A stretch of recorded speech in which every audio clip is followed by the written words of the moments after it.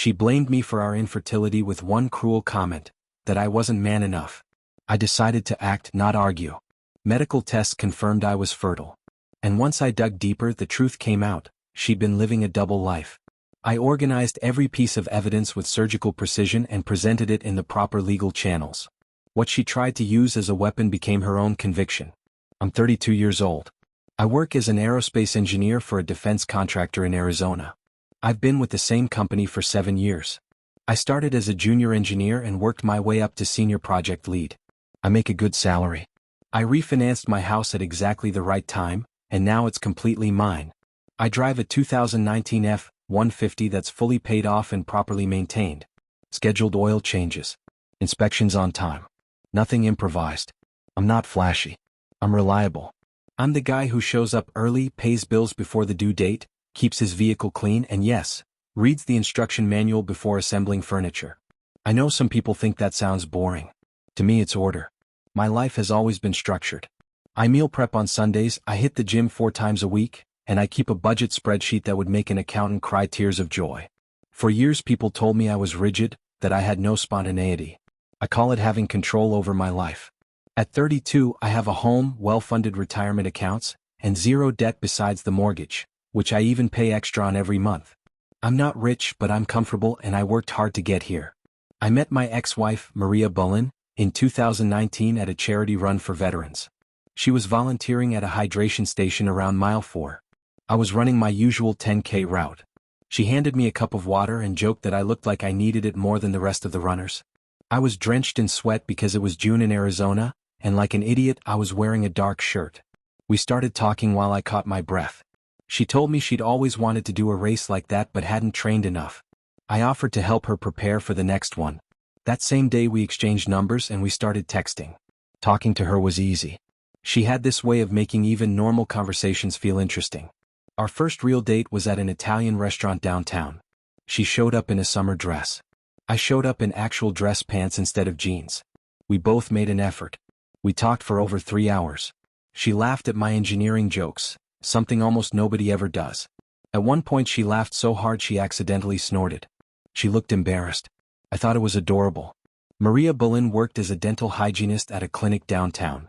She earned decent money, had her own apartment, drove a reliable Honda Civic, and didn't carry around crazy debt or messy drama with exes. She had a good relationship with her family. On paper, she was exactly what I'd been looking for after a few relationships that went nowhere. We dated for about a year before getting engaged. I proposed at a lookout outside Sedona, a place we'd hiked early in our relationship. I had her ring custom made because she once said solitaire diamonds were boring and she preferred something with color. I gave her an emerald surrounded by small diamonds set in platinum. It cost about 3 months of my salary, but the look on her face made every cent worth it. We got married in fall 2020. Small ceremony because, well, that year was that year. Just family and close friends on her parents' ranch outside Tucson. Her father, Hector, is a retired firefighter and owns about 40 acres. He had an old barn they'd renovated into an event space. Everything was outdoors, about 50 people total. I wore a navy suit I bought specifically for the day with a light blue tie. She wore her grandmother's wedding dress, altered to fit her. The photos looked incredible. From day one her parents accepted me. Hector taught me basic carpentry. We'd spend Saturday mornings in his workshop building furniture and talking about everything. Sports, work, even politics.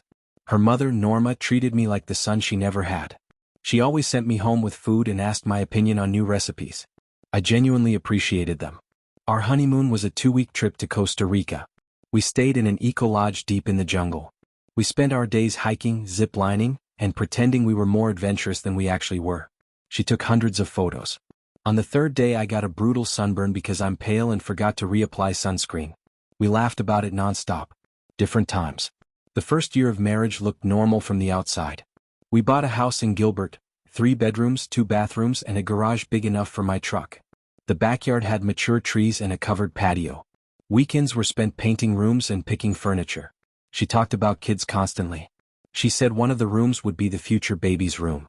She pointed out playgrounds when we walked and commented on how perfect the neighborhood was for raising children. I agreed completely. I'd always wanted to be a father. By spring 2021 the conversation got more serious. At first it was casual comments. Then it was dates. Then it was articles she'd send me about the ideal age to have kids. Financially, we were stable. We had space. So that summer we decided to start trying. We stopped using protection. I thought it would just happen with time, but Maria Bullen became obsessed with apps, charts, and cycles. She knew her timing with extreme precision. I took her temperature every morning. Looking back now, it was all a carefully staged performance. At the time, I thought she was just being meticulous. Months passed. Nothing happened. Every time her period came, she fell apart. I tried to reassure her. I explained that it was normal, that many couples take 6 months to a year. She understood logically, but emotionally she was getting worse. At the beginning of 2022, I suggested we see a doctor. For me, it was simple logic. I'm an engineer. I believe in diagnosis. I scheduled an appointment with my primary care doctor to start fertility testing and told her about it. At first, she seemed supportive. The appointment was on a Thursday afternoon. But Wednesday night, suddenly she said no, that it was too soon, insurance wouldn't cover it, and we should wait 6 more months. She showed me articles, coverage requirements, statistics. She basically gave me a full presentation, and I canceled the appointment anyway. 6 months later, fall 2022, nothing had changed. Her frustration turned into anger. She cried real tears when her period came, visible distress. I suggested the doctor again. That's when things started truly breaking. Again she pushed to wait. This time she came with forum posts and articles about couples who got pregnant the moment they stopped trying so hard. She showed me messages about how stress affects fertility, studies, anonymous testimonials. Then she suggested we take a break from trying so methodically. I started noticing a pattern, but I chose to ignore it. I tried to be understanding. After all, she'd be the one carrying a pregnancy. So I assumed she should have the final say about doctors and treatments. Today I can say it plainly, that was the biggest mistake of my life. We took that break. We stopped counting days, stopped tracking cycles, stopped living by the calendar. She seemed relieved, lighter, relaxed, like she'd dropped a burden. By spring 2023, we'd been trying for nearly 2 years with no results. At one point I mentioned adoption. Her response was immediate and firm. She said she wanted to experience pregnancy, feel that biological connection. It sounded reasonable. I didn't argue.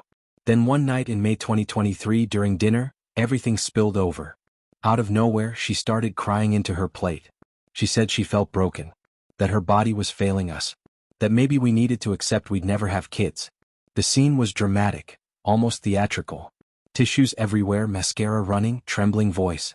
I tried to calm her down. I told her we'd find answers together. That it was time to stop waiting and get real answers. See a specialist, run deeper tests. And that's when she said the sentence that changed everything. Maybe it's not me, maybe the problem is you. Maybe it's not me, maybe the problem is you. It hit me like a slap because up until that moment, the burden had always been on her body, her struggle, her heartbreak. I asked her what she meant.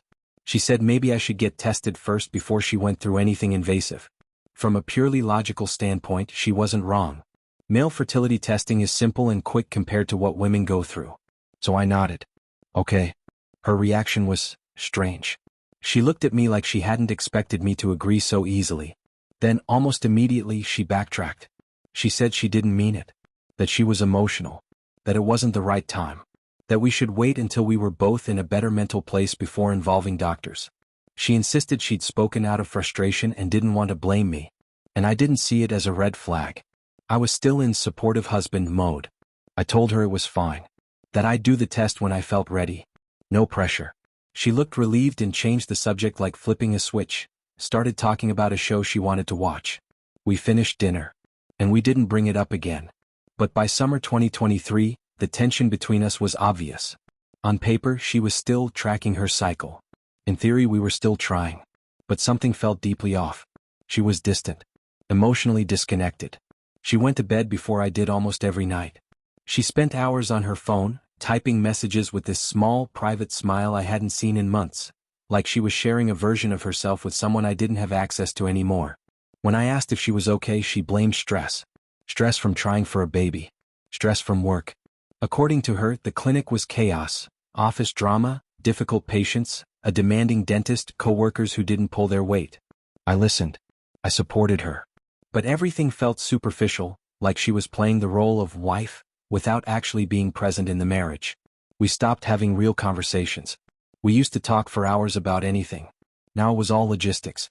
who was buying groceries, whether the electricity bill got paid. We should check the AC, roommate energy, not partner energy. Then August happened. A Friday before a long weekend, my work let us go early. A project was delayed and leadership decided to give everyone the afternoon off. I texted Maria Bullen that I'd be home early and asked if she wanted lunch. No response. Not unusual, sometimes she had busy days. I got home around 12:30 and saw her car in the driveway. That was unusual. She normally worked until 5. I assumed she was sick or got released early too. I walked in and the house was silent. No TV. No music. Her purse was on the kitchen counter. Her shoes were by the door. I was about to call out when I heard her voice from our bedroom. She was on the phone. And she was laughing. Not polite laughter. Not tired laughter. Real laughter, the kind I hadn't heard from her in months. The kind she used to have when everything was simple. I wasn't trying to spy. I was just walking down the hallway to tell her I was home. But something in her tone made me stop. She sounded happy. Too happy. Like someone who felt alive talking to the right person. And then she said something that froze me in place. I know. He has no idea. I stood there a few feet from the door. My brain tried to process what I just heard. He has no idea. About what? I stayed frozen, my work bag still hanging from my arm, wondering if I misheard. Wondering if my mind was exaggerating. She went quiet for a moment, listening to the person on the other end. Then she spoke again like she was confessing something funny. No, actually he suggested I get tested months ago. I convinced him not to. Can you imagine? Everything would have blown up right then. My heart started racing. Testing. Fertility tests. She'd convinced me not to get them because everything would have blown up. Meaning, the truth would have surfaced. Meaning, she didn't want the focus to shift to her. She laughed again, light, careless. Exactly. Yeah, you're right. I should tell him sooner or later, but it never feels like the right time. And honestly, this is easier. Less complicated. I backed away from the hallway without making a sound. I walked outside and sat in my truck for 20 minutes. My hands were shaking. My stomach turned. My body knew something was wrong even if my mind hadn't fully caught up yet. When I finally went back inside, I made noise on purpose. I shut the door harder than usual, dropped my keys on the table and called out that I got off early. Maria Bullen came out of the bedroom smiling like nothing happened. She asked about my day. She said she'd gotten off early too and was catching up with friends. She asked if I wanted to order food. I watched her run her perfect wife routine, while my brain replayed every word I'd heard. No guilt. No nerves. No mistakes. Everything was polished. We ordered from a place she liked. We ate on the couch watching a home renovation show. She commented on design choices like we were a normal couple. That night, lying next to her, I couldn't sleep. That phone call played on repeat in my head like background noise I couldn't shut off. And the thing that scared me most wasn't what I heard. It was how calm she acted afterward. Because when everything feels too calm, it's usually because something big is being hidden. I spent the whole weekend pretending everything was fine. I smiled when I was supposed to. Answered her questions. Kept the routine alive. From the outside, we looked like a normal marriage. Inside, my mind was running simulations. I'm trained for that. When something fails, you don't assume. You test. You list hypotheses. You eliminate the impossible. You chase objective data. She's cheating. She has a medical issue she's hiding. She's hiding a decision she made without me. There's a third person involved, directly or indirectly. None of it made sense alone, but every detail carried too much weight to ignore. So I made a decision. I wasn't going to confront her yet. Not until I understood what I was dealing with. If I confronted her now, I'd do it from confusion and anger, and that never leads to smart decisions. First, I needed the truth. I needed to know what game I was actually playing. I'm an engineer. I don't improvise. I don't react without information. When something doesn't work, you take the system apart piece by piece. And the first step is always the same: collect data. From that moment on, I started watching. Not in an obvious way. Not with open suspicion. Just attention. And details that used to blend into the background suddenly stood out with uncomfortable clarity. Her phone never left her side. Never. It was always face down on the table, like she didn't want even a casual glance catching the screen. When she put it away, she did it carefully, always in her pocket, always close. Before, she'd leave it anywhere. Sometimes even unlocked. Not anymore. The passwords changed too. I know because I used to know her passcode. Not because I snooped, but because we shared everything naturally. Now it was different. One day on impulse I tried the old code. Wrong. Same with her laptop. I used to know that password too. Not anymore. One detail bothered me more than it should have. Whenever I mentioned going out with Matthias, a coworker, her reaction was unusually enthusiastic. She encouraged it. Told me to go have fun. Told me to take my time.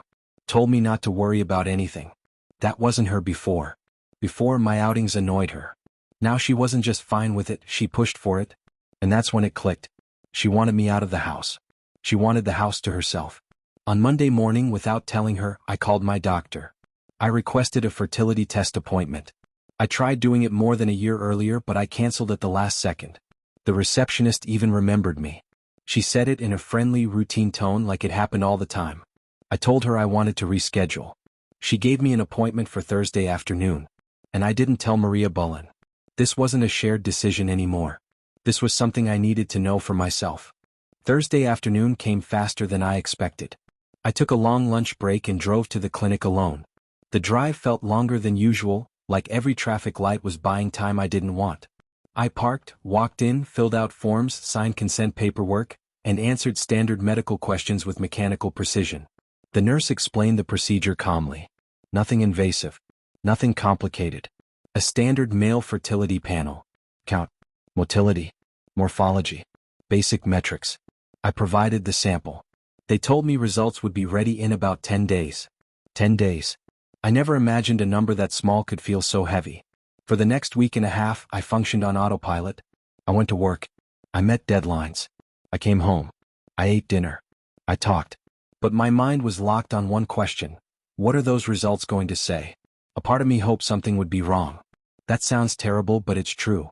If something showed up, it would explain 2 years of failure. It would give shape to the pain. A concrete answer. But a deeper part of me was terrified everything would come back normal. Because if I wasn't the problem, then the problem was something else. And that something else scared me more than any diagnosis. The results arrived the following Thursday. I was sitting in the doctor's office when he walked in holding a single sheet of paper. He had that neutral expression doctors use when they know what they're about to say will change something. He placed the paper in front of me and tapped one line with his pen. Your count is excellent, he said. Well above average. Motility is high too. I looked at the numbers. Sperm count, 72 million per milliliter. Normal range, 15 to 200 million. Motility, 68%.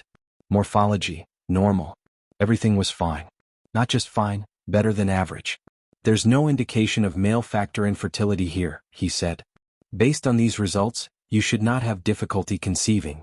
I stared at the page longer than necessary. I didn't feel relief. I felt confirmation. If there was a problem, it wasn't me. And suddenly everything made sense. Her resistance to testing. The excuses. The way she reacted that night at dinner. None of it was random. I thanked the doctor, folded the results, made a copy, and placed them in my truck's center console. Driving back to work, the paper felt like it was burning a hole through my pocket. An uncomfortable truth I could no longer ignore. That night, I made a decision. I wasn't going to confront her yet. Not without more information. I opened a note on my phone and started documenting. Dates, times, durations.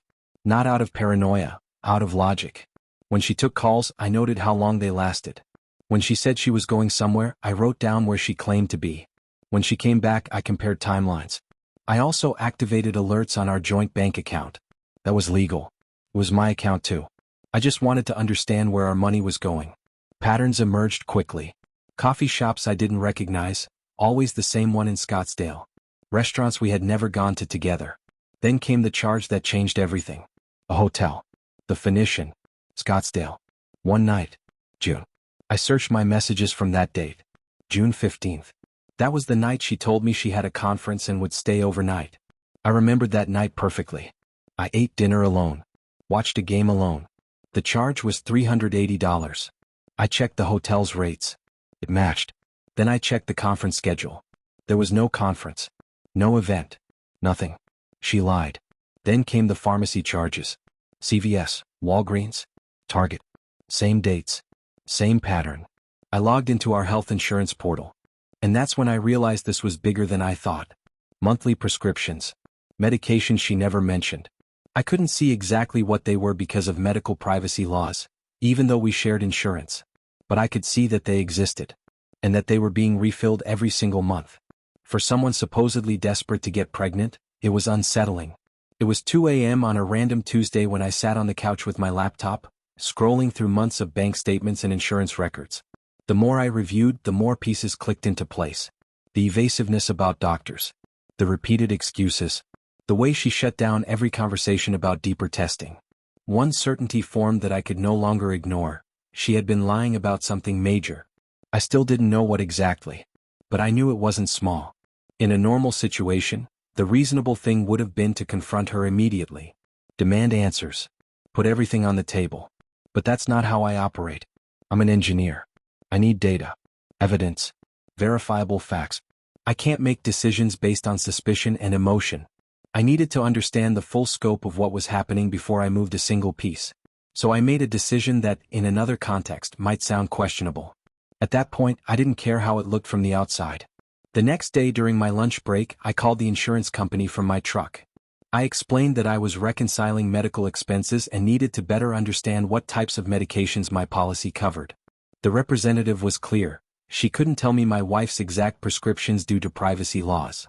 But she could send me a general breakdown of medication categories covered by the policy, along with billing information. I agreed immediately. 3 days later, I received an email with a PDF attached. I opened it in my truck before going into work. I skimmed past the technical language and billing codes until I reached page 3. That's where I froze. Oral contraceptives. Generic category. Monthly refills starting January 2022. The exact time we supposedly started seriously trying for a baby. Same prescription. Same dosage. Refilled every single month. Like clockwork. I sat there in the parking lot staring at my phone. People walked past my truck, heading into the building for their morning shift. Someone honked, telling me to move. I was parked near the entrance. I didn't react. I couldn't. I kept rereading the same words. Birth control pills. Refilled monthly. For 2 years. For 2 years, Maria Bullen had gone to the pharmacy, picked up her medication, come home, and told me we were trying to conceive. 2 years of temperature tracking. Charts. Tears. Frustration. Shared disappointment. All of it staged. The level of deception was disturbing. This wasn't one lie. It was an entire narrative carefully constructed. Grasp. Emotional breakdowns. Subtle suggestions that I might be the problem. All to hide a simple truth. She didn't want to get pregnant. Or at least, that's what it looked like. But then the question I couldn't answer hit me. Why? Why build something this elaborate? Why not just say it from the beginning? We could have talked like adults. Gone to therapy. Decided if this was a deal breaker. Made informed choices about our future. Instead, I lost 2 years believing we were building something together. Unless the baby issue was just one layer of a much bigger lie. Unless she needed to buy time. For a reason I still couldn't see. And then I remembered that phone call. He has no idea. She wasn't just hiding birth control. She was hiding everything. And if I had done fertility testing earlier, the spotlight would have shifted straight to her. Everything would have come out. Exactly like she said. That's when I knew. I had to watch more closely. I know how this sounds. Paranoid. Controlling. Like something out of a bad movie. But I was already too deep to stop. I needed answers. I needed to know if she only lied about wanting children, or if something much darker was happening behind my back. A few days later, I drove to a coffee shop in Scottsdale about 30 minutes from our house. I parked a short distance away and waited. I didn't know exactly what I was waiting for. I just knew I needed to see something with my own eyes. 20 minutes later, Maria Bullen walked out of the cafe. She wasn't alone. She was with a younger man. They were standing too close. Laughing in that intimate way people do when they don't need to impress each other anymore. When they reached his car, she leaned in and kissed him. Not a polite kiss. Not a friendly one. A real kiss. The kind that only happens when there's a relationship. My hands were shaking, but I took photos. Several. Clear ones. They talked for a few more minutes, then split up. She drove away in her car. He went in the opposite direction. I sat there with my chest tight like someone had punched straight through me. The fertility lie alone would have destroyed me. This was worse. She hadn't just lied about wanting children. She was cheating. And judging by how comfortable they were, she had been for a while. I went home. She was already there, putting groceries away like it was any normal afternoon. She asked if I wanted to help her make dinner. I said yes. We cooked pasta together. A completely ordinary moment. and inside I was collapsing. That night, lying next to her, I made a cold, deliberate decision. I was not going to confront her yet. I was going to document everything. I would gather proof. I would speak to a lawyer. And I would do it before she suspected anything was wrong. Monday morning, I called a divorce attorney, not to file yet, just for a consultation. Her name was Laura Quiroga, a family law attorney with over 20 years of experience. I brought everything. My fertility test results. Insurance records showing 2 years of birth control prescriptions. Bank statements with suspicious charges. The photos from Scottsdale. She reviewed the documents quietly, her expression steady, familiar with this kind of story. When she finished, she looked up at me and said calmly, "You have a strong case for fraudulent inducement. She made false representations about wanting children to induce you into marriage. That matters legally in Arizona." She advised me to continue documenting, to gather more evidence if possible, and most importantly, not to let my wife know anything until I was ready to file. The stronger the case, the better my position. I knew then there was no going back. I continued playing the role of the distracted husband, the man who lived in his own head, who didn't notice what was happening right in front of him. I slept in the same bed, followed the same routines. Dinner together became an exercise in discipline. Listening to her talk, nodding, responding carefully. Every word she spoke was another lie I archived mentally. Pretending to be unaware was the hardest thing I've ever done. Not because it was complicated, but because it meant living beside betrayal every day. Looking into her eyes, knowing exactly who she was and what she was doing behind my back. Over the next month, I followed her 3 more times. Always with the same man. There was no ambiguity anymore. Sometimes they met at discreet cafes, sitting across from each other, laughing like a normal couple. Other times they walked aimlessly, too close, too comfortable. Once they met at a park. From a distance, I watched her rest her head on his shoulder. Then I followed them to a hotel in Scottsdale. That one was different. More final. I sat in my truck in the parking lot with the engine off, lights out, staring at the building. Knowing my wife was upstairs in a room, sleeping with another man. It didn't trigger rage. It triggered something worse. A frozen calm. The absolute certainty that nothing we built was real. I left nothing to chance after that. I documented everything with surgical precision. Photos taken discreetly. Exact dates, times, locations. I printed bank statements showing hotel charges she labeled as work conferences. Every line. Every amount. I requested a certified copy of my fertility results. Through my attorney, I obtained a court order granting access to pharmacy records. There they were. No room for interpretation. Birth control prescriptions maintained continuously for years. Right while she insisted we were trying for a baby. By November 2023, I had a binder nearly 2.5 inches thick.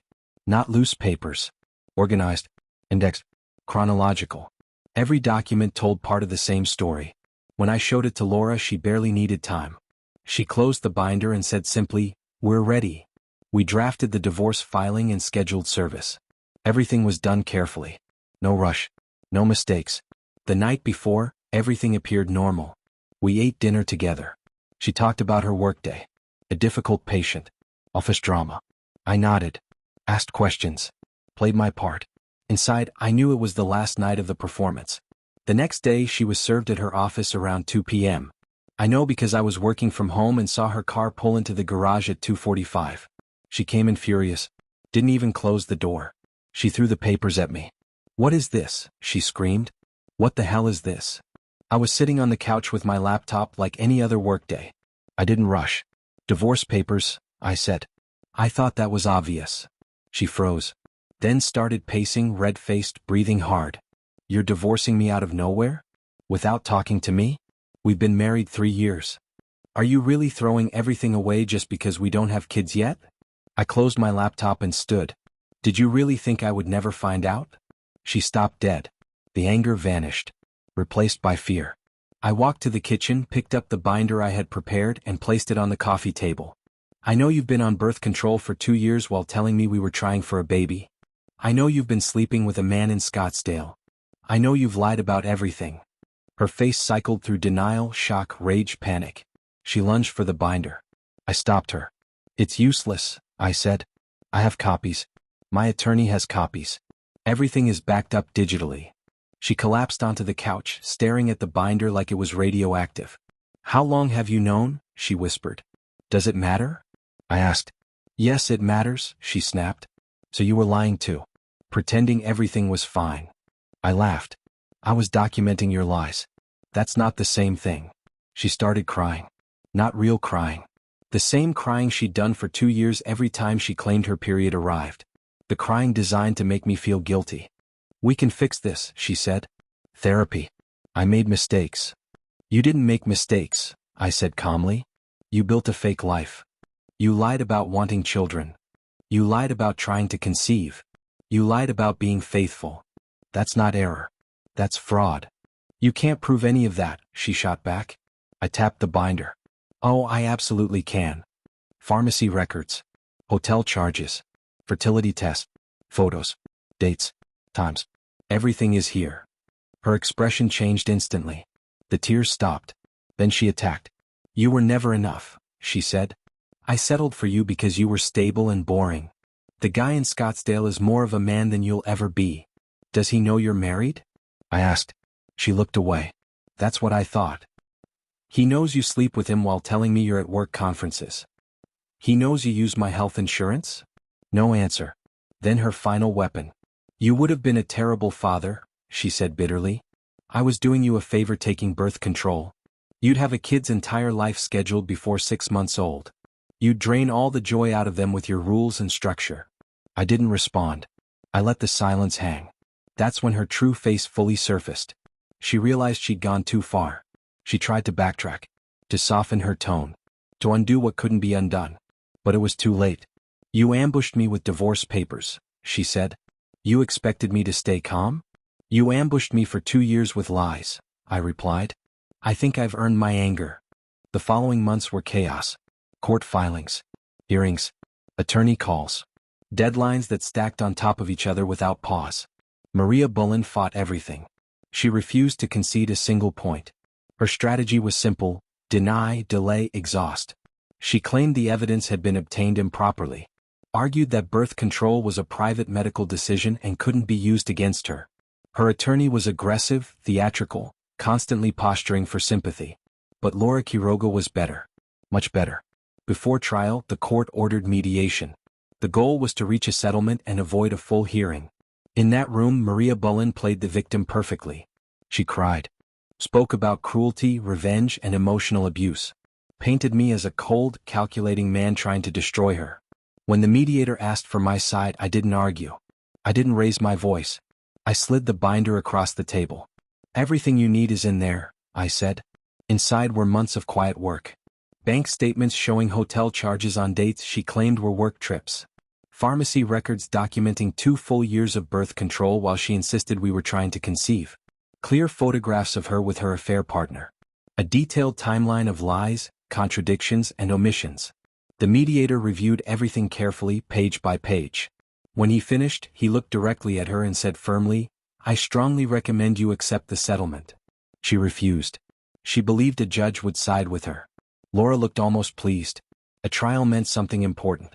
Everything would become public record. The date was set for February 2024. I arrived early, wearing a simple, conservative suit. I didn't need to perform. I just needed to be exactly who I was. Maria Bullen arrived dressed in black, like she was attending a funeral. The image of the devastated wife. Laura presented the case with surgical precision. First, the fertility fraud. The false promises. The deliberate obstruction of pregnancy. Then the financial evidence. Then the photographs. Every document labeled, dated, cross-referenced. Nothing left to chance. The judge was older, clearly experienced. He wasn't moved by tears or speeches about privacy. When Maria Bullen's attorney tried to exclude the pharmacy records, the judge shut it down immediately. You testified that you were attempting to conceive. Your husband has the right to prove that statement was false. The evidence is admissible. She testified under oath. Admitted to taking birth control. Admitted to the affair. Tried to justify it as a result of marital problems. Laura dismantled that argument within minutes. When did these problems begin? Laura asked. I don't know, maybe 2 years ago. And is that when you began taking contraceptives? Silence. And when did the affair begin? About 1.5 years ago. So you were lying about trying to conceive before the affair began. No answer. Then it was my turn. I explained the fertility test I took without telling her. The conversation I overheard. Her consistent resistance to joint medical evaluations. Laura asked if I felt dishonest for getting tested secretly. No, I said calmly. She encouraged testing, then discouraged it. I removed one variable quietly. When I learned I was fertile, I knew something else was wrong. The judge asked why I didn't confront her immediately. Because I needed to understand the full scope of the deception. If she lied about something this fundamental, I needed to know what else wasn't real. As it turned out, many things. After 2 days of hearings, the judge ruled. The house remained mine. It was purchased before the marriage and I had paid every mortgage payment. She kept her vehicle and personal belongings. There was no spousal support due to fraud. The judge used that exact word. He ruled that misrepresentation regarding the intent to have children constituted marital fraud under Arizona law and justified a fault-based divorce. He also ordered her to pay half of my legal fees, an uncommon ruling, justified by the unnecessary litigation caused by her deception. When we exited the courtroom, I felt lighter than I had in years. Maria Bullen was crying in the hallway beside her attorney. Her affair partner wasn't there. I assumed he didn't want to face reality. Laura shook my hand. One of the clearest fraud cases I've ever seen, she said. You documented everything perfectly. I'm an engineer, I replied. Documentation is what I do. She smiled. That was the end of it. The house remained mine. It was purchased before the marriage and I had paid every mortgage payment. She kept her vehicle and personal belongings. There was no spousal support due to fraud. The judge used that exact word. He ruled that misrepresentation regarding the intent to have children constituted marital fraud under Arizona law and justified a fault-based divorce. He also ordered her to pay half of my legal fees, an uncommon ruling, justified by the unnecessary litigation caused by her deception. When we exited the courtroom, I felt lighter than I had in years. Maria Bullen was crying in the hallway beside her attorney. Her affair partner wasn't there. I assumed he didn't want to face reality. Laura shook my hand. One of the clearest fraud cases I've ever seen, she said. You documented everything perfectly. I'm an engineer, I replied. Documentation is what I do. She smiled. That was the end of it.